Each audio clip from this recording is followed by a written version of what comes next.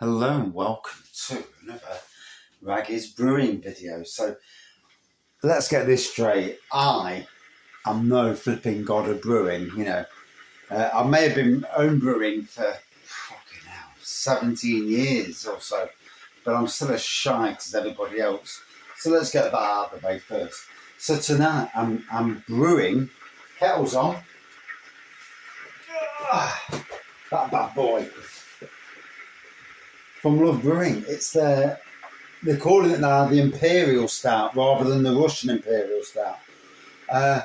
And the crafty buggers have dropped the ABV down to 7.2. It used to be 8.2. I'm sure it did. So, and you're now paying 45 quid. So, yeah, I'm a little bit sceptical with Love Brewing. They do seem to have become, they've changed their outlook, I think. However, so I've got to do that because I sterilised it, but I haven't given it a rinse. So just a quick rinse first.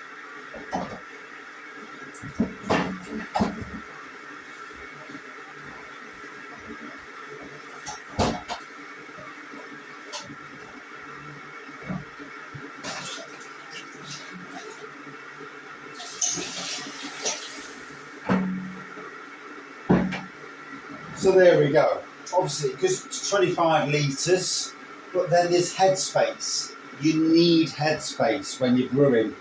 Because, when beers get lively, and they bloody do, you need that headspace. Anyway, let's have a look at the kit. I've had a beer, so I do apologise. Yeah. No, I don't apologise really, but, So, we have Columbus hops. They'll be added later. So we're not worried about them in this video. We've got priming sugar.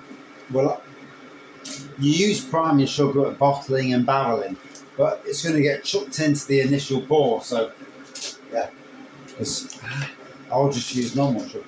I always have done, never had an issue. And again, more Columbus hops, 75 grams. So 2 lots of 75 grams of Columbus hops. We have, and we never had this before, glucose powder. So this never used to be in the old kit. 1 kilogram. And then you have 2.5 kilograms of stout. Oh, just gotta watch that. And then you have another 2.5 kilograms of stout. Yes. So, they've changed it a bit from what it used to be. It's not I don't think it's the kit it used to be years ago. The yeast is beer ale yeast. So, that's the kit. Like I said, I could have sworn that I had liquid malt last time, not glucose. So, that is interesting. It does seem that they're degrading the kit a bit. It's quite sad because the kit is a decent, was a decent kit. Obviously, in the grand scheme of things, there's nothing I can do about it.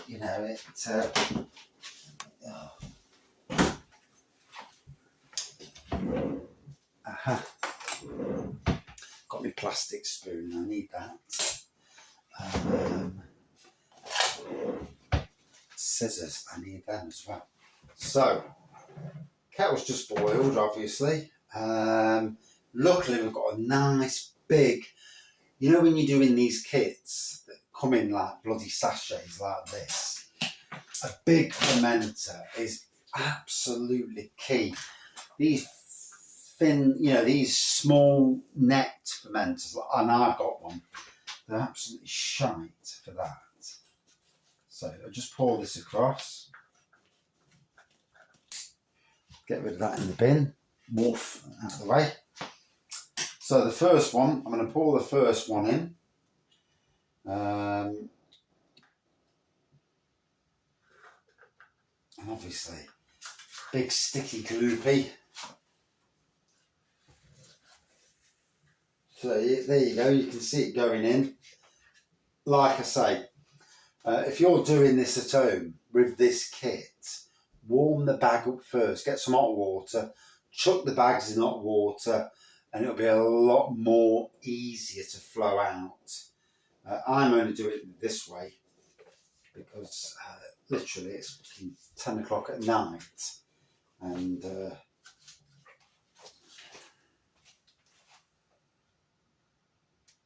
oh, squeeze it, baby, squeeze it. Oh, squeeze it. Yeah. Oh, look at that. Oh. Anyway, yeah. Sounds really long doing it like that. So, what you've got to now, obviously, you've got to get all the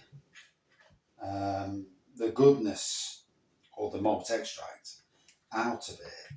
So, I'm going to open it up, and you will undoubtedly get some of this bloody stuff on you. This gloopy stuff. Make sure you hold it nice so it doesn't go over. And then mix it around. It smells like bloody Bovril. That's what it smells like. Where do I put it? In the sink's fine. Right. And then it's a case of rubbing this up and down and getting rid of the malt extract. Because obviously the malt extract, i.e. the stuff that's in the bloody bath, Fan on. is the stuff. That's him on him. Mum will kill you. What? You didn't turn the fan on while doing that, or it's smoking like that. Yeah, alright, it's not smoking. Sure.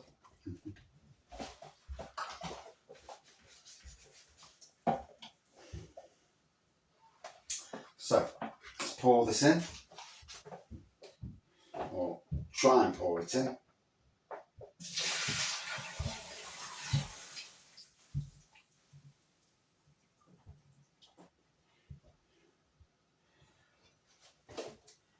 And it's gone pretty clear. So I always use 2.5 kettlefuls of water. So I put the next kettleful on.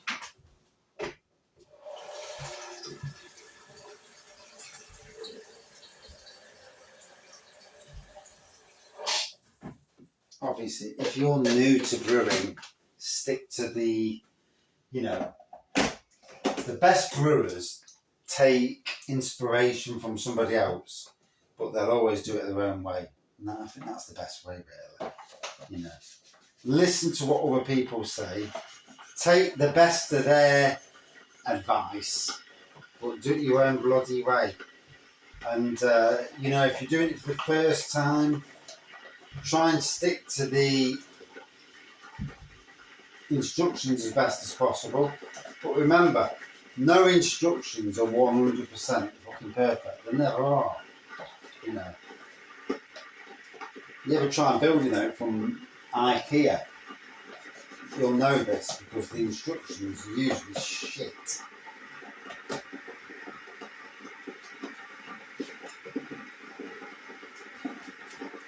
About there.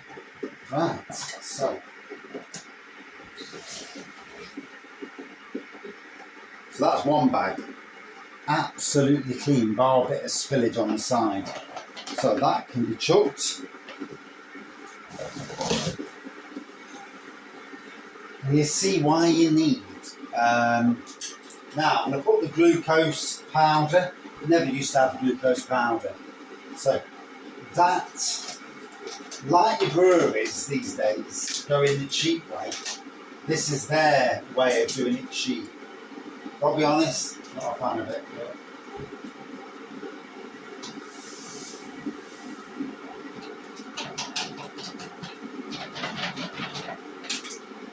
so that has also gone in. And then also the priming sugar. I'm not using priming sugar. I'll just use normal granulated. So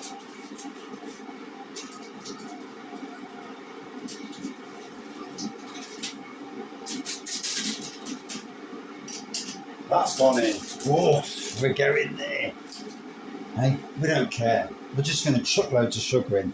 So we've got 2 bags of granulated sugar there. Yeah.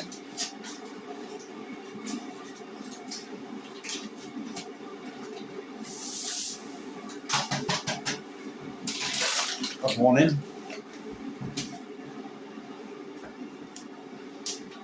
Woof.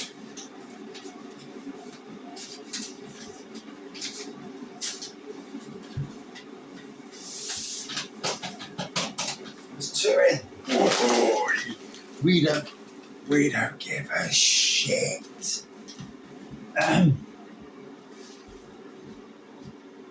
Don't drink beer and do homebrew videos because you know you can talk shit and yeah, unfortunately, yeah. So second bag is ready. Just letting it drop down. Trying to get all the malt extract out because it's all right putting sugar in, but you need the malt extract and the yeast is the most important. Obviously, the hops are also really important.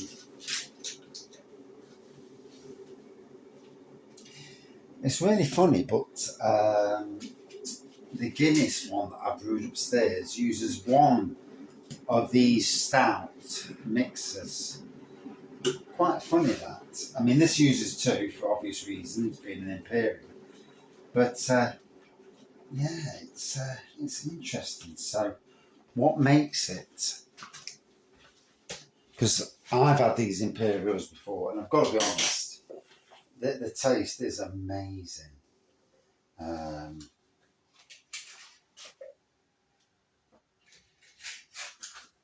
So here we go. Pour that out. And as you can see, big, thick, gloopy mess going in. And to be honest, the best thing to do is get as much out as possible. Don't be worried. You know, I'm doing this on camera, so oh bollocks! I'm trying to keep it as low, the time as low as possible, and then I go and spill some over the fucking side. Like a twat.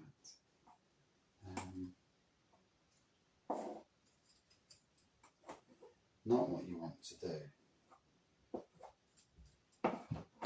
It's one of them times where you have a drink and you should not be doing brewing. You know what I mean?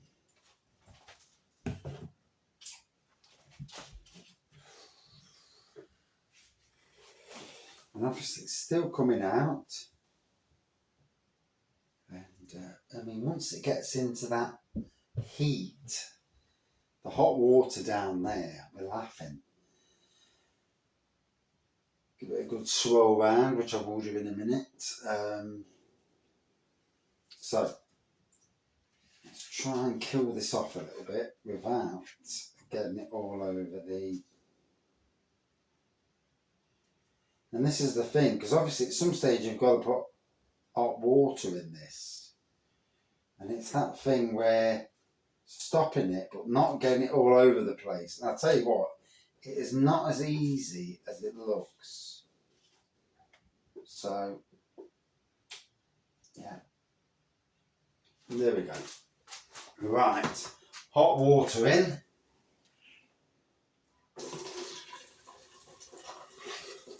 And obviously be very bloody careful.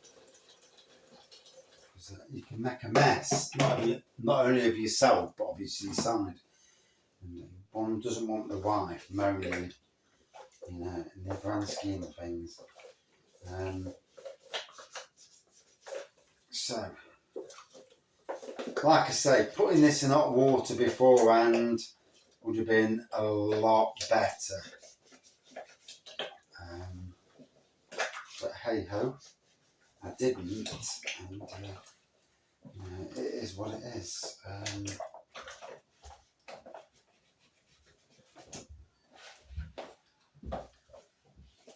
Who's coming down there?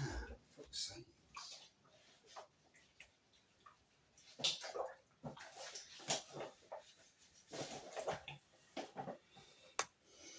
So, I'm going to pour this in.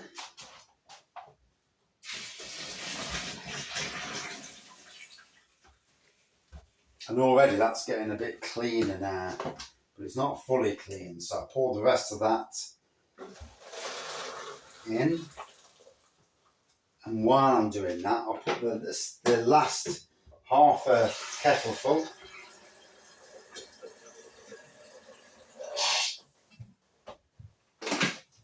onto brew. There we go. So,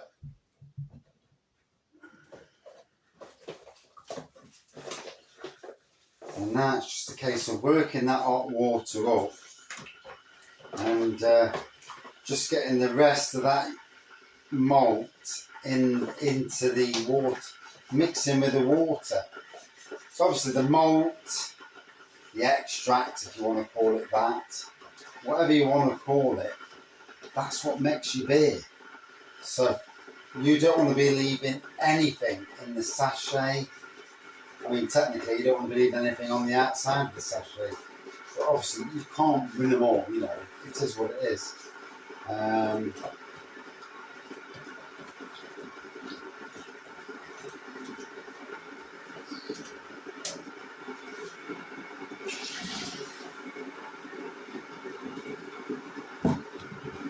And there we go. It's pretty much crystal clear. A bit of spillage down the side, but nothing too dramatic. Close that up, get rid of it, because gotta be honest, that malty stuff, it's a proper messer. So, bit of swirl.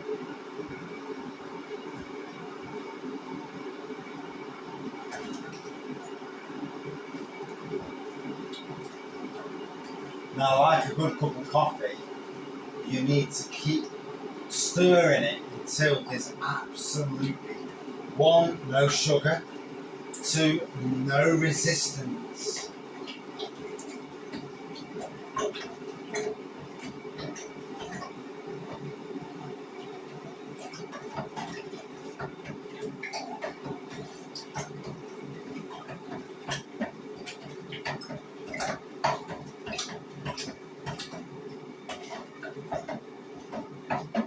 I'll be honest, this is really thick.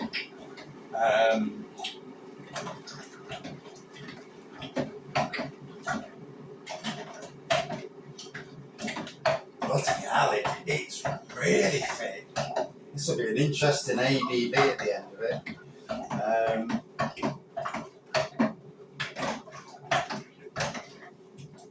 Pour the last of the hot water in, and yeah, this is going to be an interesting hydrometer reading.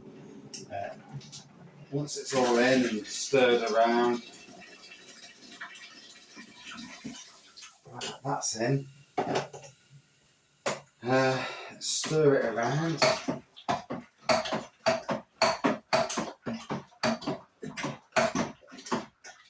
Bloody hell, and even with this water in, it's really thick. I can feel the.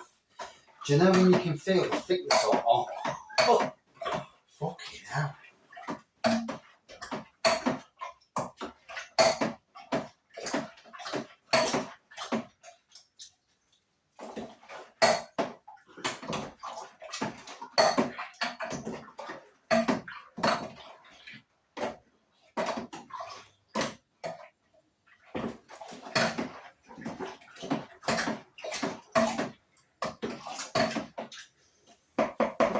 Jesus, that is thick as hell.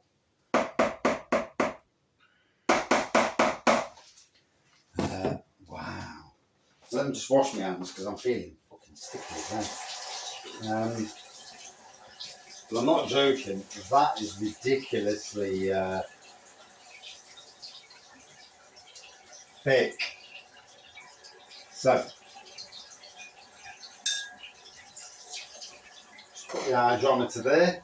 Right, start filling it with cold water now.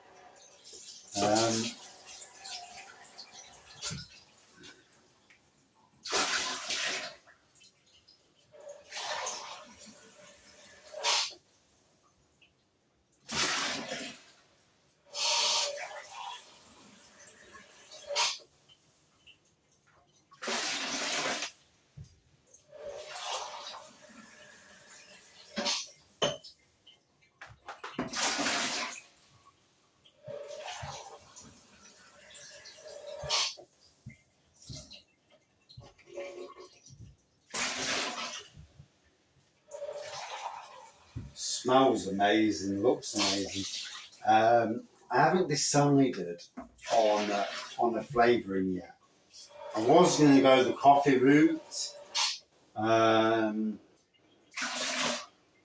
mean, I can brew it. The flavouring doesn't need to go in until the bottling stage. So I've got plenty of time to think about. I mean, I can go for just a straight up impy, which isn't a bad thing.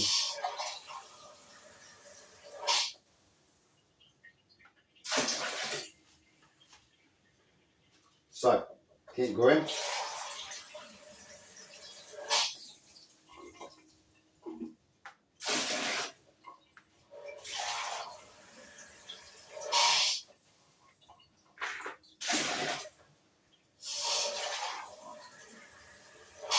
You'll be glad to know that my floor is lino, so it's all good. Although I might have to mop it before I go to bed, for obvious reasons.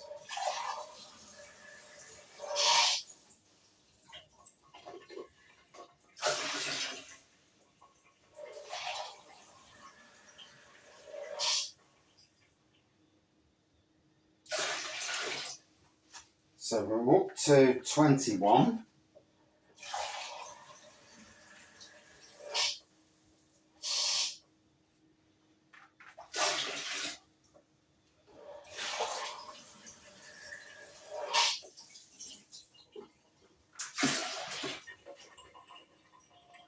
So one more and we're off, and we're just about there. I haven't actually got a 23 litre measure on this, so yeah, a little bit more.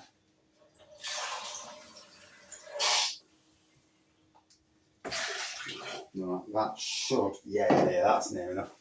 I'll give it a swirl round again.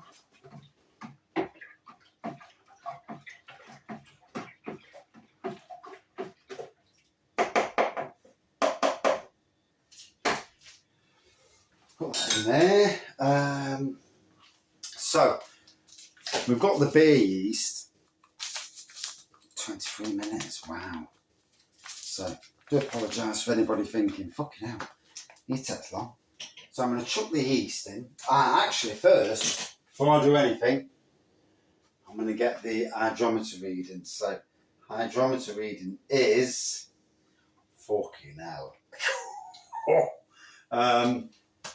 Right, so I'll just double check it. We're looking at 100.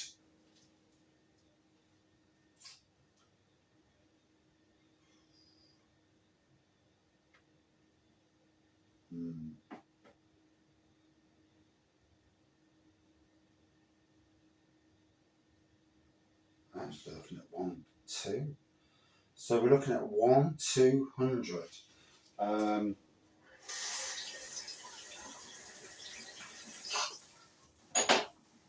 So hydrometer reading is 1-200.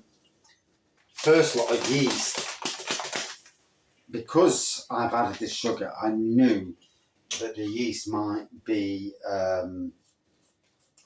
it might be a little bit too much for the yeast. So what I've done, and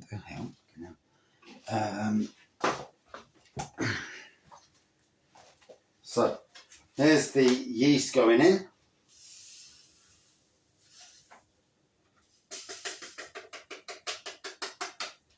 So that's the British, that's the beer yeast gone in. There you go. But what I've also done,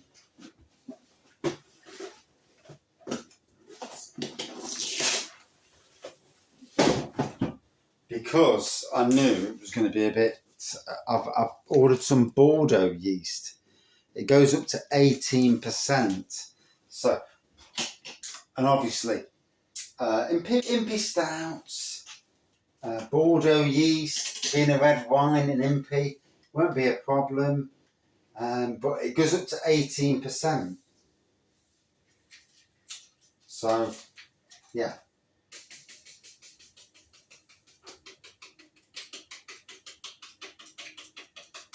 So two lots of yeast, because I didn't want to leave anything to not work. There's the yeast. There we go. And 1200. So this could be a very interesting brew. Updates, daily updates probably, but we'll see how it goes. Cheers all.